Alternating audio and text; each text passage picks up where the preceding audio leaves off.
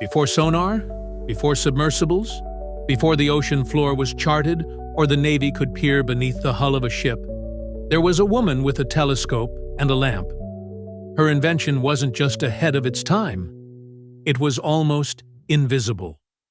Welcome to Inventing America, the podcast where we shine a light on the overlooked creators of the tools that shaped the nation. Today, we descend into the depths of forgotten history to uncover the story of Sarah Mather, a 19th-century inventor whose underwater telescope helped the U.S. Navy see beneath the surface. Long before the modern age of ocean exploration, let's meet the eye beneath the waves. Very little is known about the life of Sarah Mather.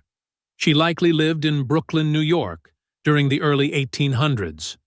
Her name rarely appears in letters or records. She may have been a widow. She may have been self-taught. But in 1845, her signature appeared on something extraordinary: a United States patent for a submarine telescope and lamp. The patent, number 3389, described a device that allowed someone to see underwater without diving in, a tool for inspecting the hulls of ships, surveying docks, or exploring murky waters. The invention worked by combining two simple elements: a waterproofed viewing tube, sealed at one end with a glass lens, and a suspended lamp, usually oil-based, that illuminated the depths below. The patent, number 3389, described a device that allowed someone to see underwater without diving in, a tool for inspecting the hulls of ships, surveying docks, or exploring murky waters. The invention worked by combining two simple elements: a waterproofed viewing tube, sealed at one end with a glass lens, and a suspended lamp, usually oil-based, that illuminated the depths below. In technical terms, it was an early form of optical refraction technology, taking advantage of still water, light angles, and a narrow field of view to provide clarity where the human eye alone failed. It also employed principles of hydrostatic resistance to remain steady in turbulent conditions. The fact that Mather created this in the 1840s, before diving suits were common, before electric light, and at a time when most people feared what lay beneath the sea, is astonishing. It meant safer inspections, faster maintenance, and the ability to identify underwater obstacles or hazards without endangering human life. Even more astonishing? She was a woman doing this at a time when women couldn't vote, rarely received formal scientific education, and almost never filed patents, especially for maritime or mechanical devices.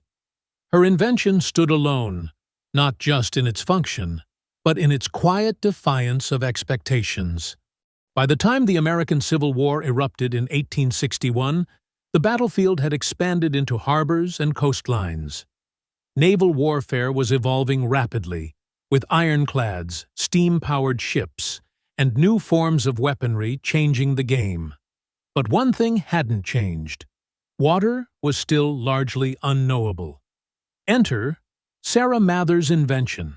Adapted and improved by others, including her own son, Thomas Mather, the submarine telescope became a vital tool for the Union Navy. Ships could lower the device into the water to detect obstructions, examine damage to their own hulls, or even spot floating mines, then known as torpedoes. The device was particularly useful for identifying underwater threats without disembarking or endangering divers. It operated silently, required no explosives, and could be deployed from the deck. In a war where visibility was the difference between victory and ambush, it was a tactical advantage. This is a familiar story in the history of invention. A practical device enters use, gets refined or claimed by others, and the original creator, especially if female, is written out of the narrative. Still, the record remains. Patent number 3389 is there for anyone willing to look, just like the surface of the water she taught us to see through. Sarah Mather died sometime in the mid-19th century. The exact date is unknown. There are no statues, no naval vessels named in her honor.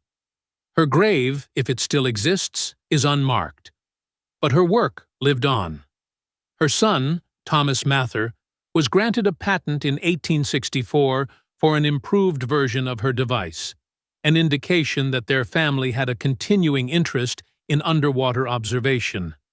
His design incorporated a bell-shaped glass enclosure and improved lamp placement, reflecting growing interest in subsurface optics and a better understanding of how light refracted underwater. Though the U.S. Navy would eventually move on to more advanced technology, diving suits, periscopes, and sonar systems, the principle remained the same: to see without immersing. By the late 19th and early 20th centuries, engineers building undersea pipelines, salvage crews recovering wreckage, and marine biologists all benefited from tools based on Mather's original design.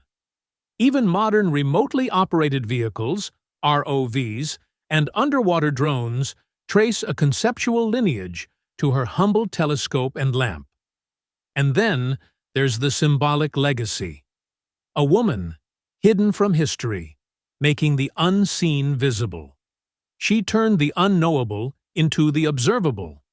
Her invention may have been literal, but its impact was philosophical too. It challenged who could invent and what they could invent for.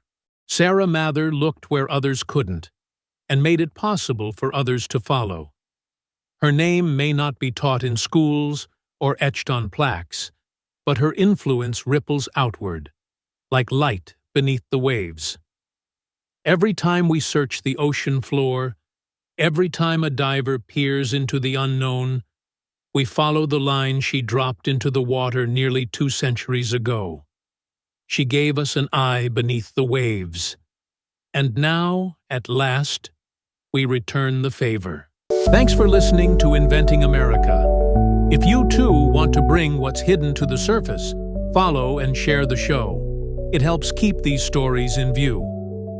Next time, we step into the office of a single mother with a typewriter and a mistake to fix, and discover how correction fluid rewrote the rules. Join us for the typist's undo button.